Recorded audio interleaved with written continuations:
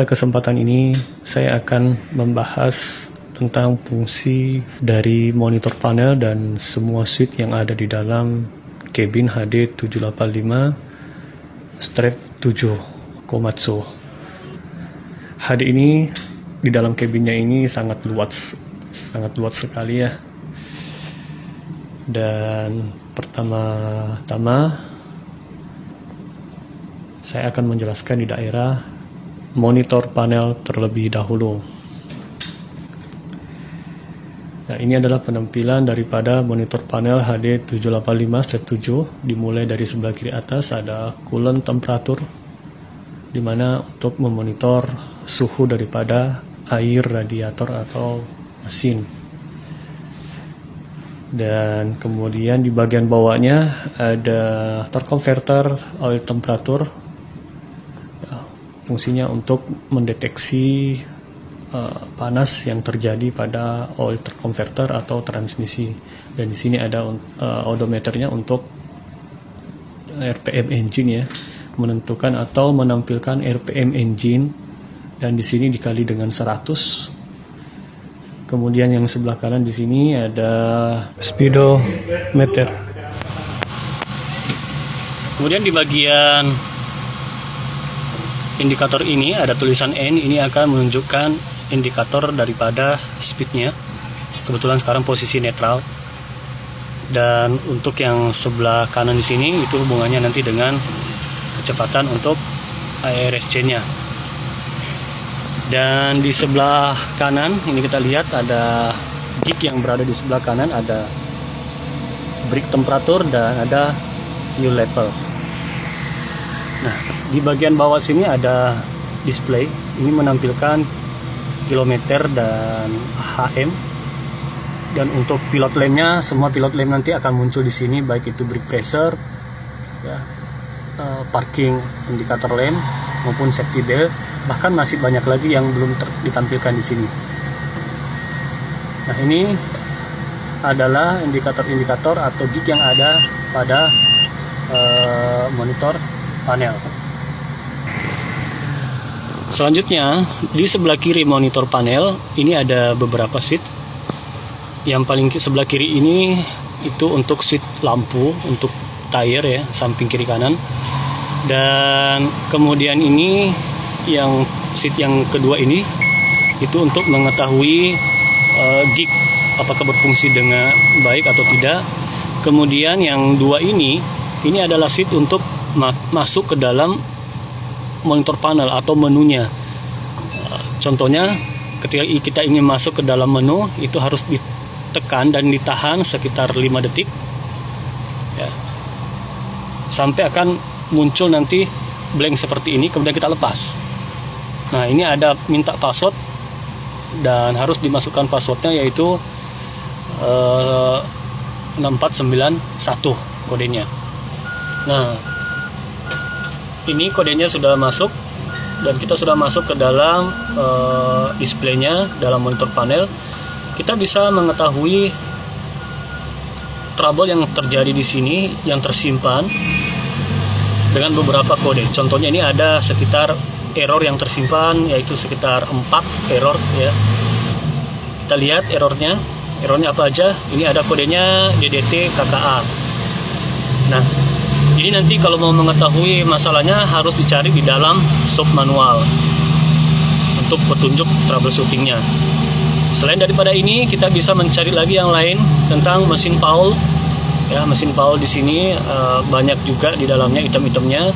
Kemudian kalau kita geser lagi, ada real time monitor. Nah, real time monitor ketika mau melihat kondisi-kondisi di dalam seperti engine RPM dan lain segala macam, kondisi daripada di dalam transmisi itu apa, kemudian di dalam engine, dalam brake dan steering pun semuanya dilengkapi di sini ya. Dan ketika mau masuk ke dalam display ini, kuncinya adalah harus melewati switch yang di samping kiri ini. Kalau yang di bawahnya ini adalah switch hanya opsional. Ini patik alarm, jadi dia akan berbunyi beberapa menit ya. Selang beberapa menit dia akan berbunyi sekali. Kita matikan aja. Sedangkan untuk yang sebelah kanan daripada monitor panel, Di sini ada switch untuk hazard lamp. Ya. Hampir sama dengan mobil ya. Mobil juga memiliki hazard lamp. Kemudian di sini ada switch untuk emergency steering. Ini untuk emergency steering manual. Ketika kita tekan, maka motor emergency steering akan menyala. Dan ini sebenarnya berfungsi ketika dalam kondisi emergency atau unitnya lagi di towing, kemudian kita ingin melakukan steering secara manual ya, maka ini bisa ditekan. Kemudian switch yang di bawah sini ada switch tulisan auto. Nah, ini adalah switch untuk auto retard. Jadi ketika saya aktifkan auto retardnya, maka nanti di monitor panel yang di sini, yang warna display yang kecil ini, itu akan muncul angka. Angka yang muncul di situ nanti berupa angka berapa kecepatan unit yang diinginkan, sehingga bisa melakukan brake retarder secara otomatis. Dan biasanya ini operator menggunakannya, mengaktifkannya ketika dia di penurunan ya, dalam kondisi penurunan bermuatan ya. Jadi nggak perlu lagi diinjak pedal brake-nya, cukup dengan memasukkan angka di situ, melakukan setting di auto retardnya, di mana settingnya di sini. Ini ada tempat settingannya di setirnya. Contoh, seumpama saya setting di 10 km per jam, maka apabila unit itu di penurunan melebihi daripada 10 km per jam, maka otomatis akan di brake atau direm secara otomatis.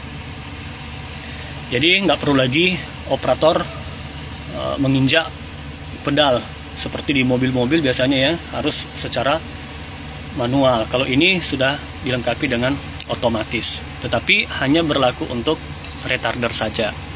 Di mana retarder di sini yang berfungsi adalah untuk hanya untuk rem belakang. Kemudian di samping kanannya ada switch, yaitu switch power mode dan economy mode. Jadi kita bisa memilih tenaga daripada engine itu ya, power yang dikeluarkan. Ketika dipilih ke P, model power mode itu ke atas, maka fuel consumption-nya itu lebih banyak, sehingga tentunya RPM dan kekuatan atau torque engine juga akan naik. Ketika dia posisi di bawah ini, maka standarnya adalah dia di ekonomi. Dan biasanya ekonomi ini digunakan ketika jalan biasa tanpa muatan. Tapi ketika dia di tanjakan sambil muatan, maka biasanya operator mengaktifkan power mode supaya dia lebih kuat. Sedangkan untuk yang sebelah kanan di sini, ini ada AISS switch. Ya, fungsinya adalah untuk memilih RPM engine ya, yaitu ada sekitar 800 RPM atau 1000 RPM, itu tergantung dari operatornya. Dan biasanya RPM engine ini ketika dia lagi idle atau misalnya lagi standby, lagi menunggu antrian ketika loading, itu biasanya secara otomatis ada yang bisa diaktifkan atau dia juga ada yang aktif secara otomatis, supaya fuel consumption yang digunakan ketika dalam kondisi standby itu lebih irit. Tetapi ketika engine baru running pada temperatur yang dingin, kita bisa mengaktifkan langsung AISS-nya. Artinya dengan RPM kita naikin sekitar RPM engine sekitar 1000. Jadi low idle-nya di sini, low idle RPM di sini untuk dump truck ada dua, ada yang low idle low dan ada low idle high, dan semuanya nanti akan diatur oleh switch ini secara manual. Dan nantinya ketika temperatur sudah mencukupi atau temperatur kerja sudah sampai, maka RPM engine itu akan otomatis turun ya.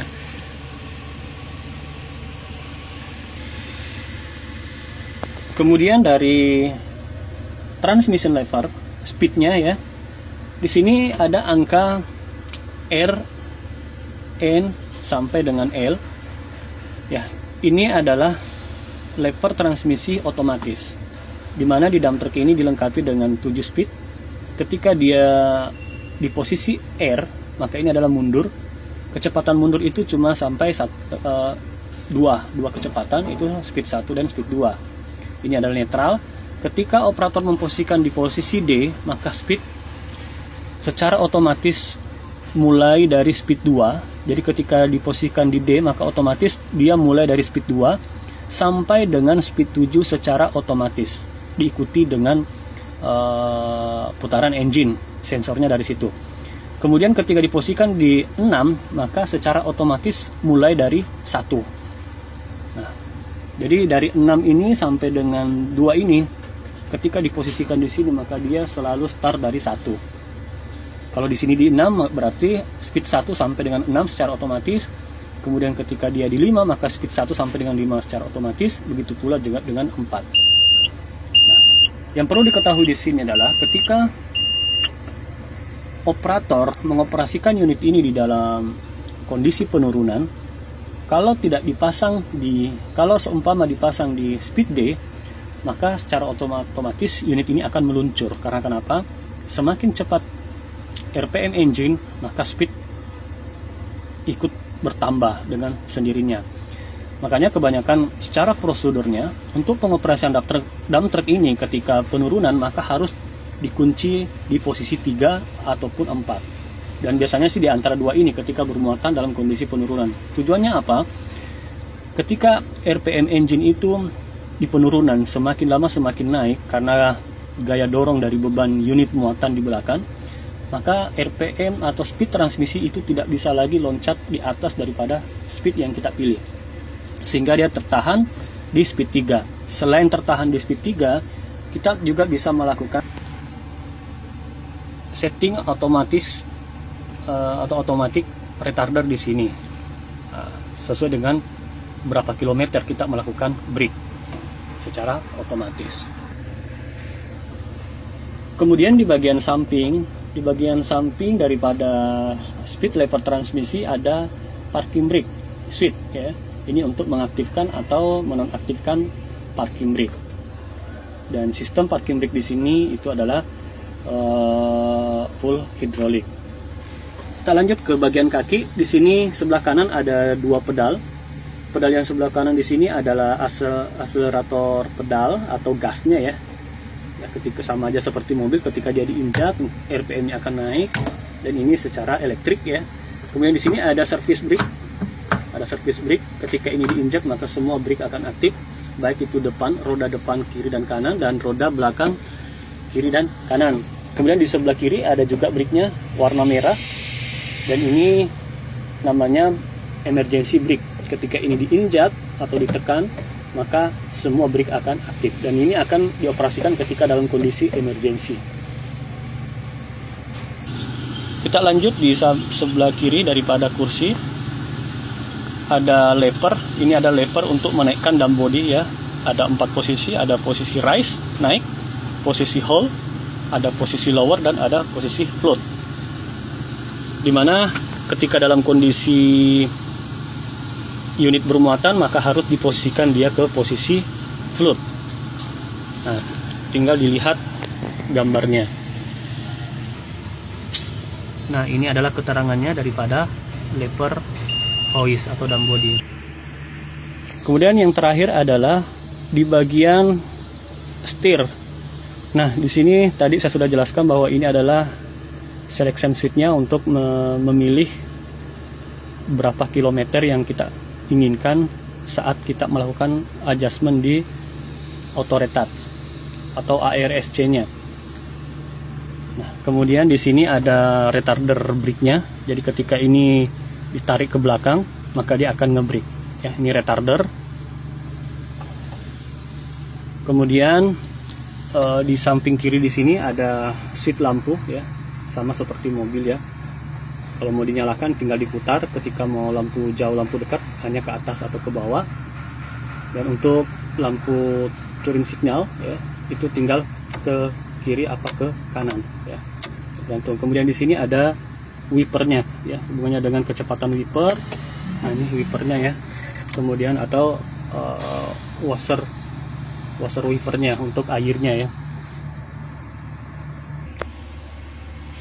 Oke, saya kira untuk sementara pengenalan komponen atau monitor instrumen yang ada di dalam dump truck Komatsu HD785-7.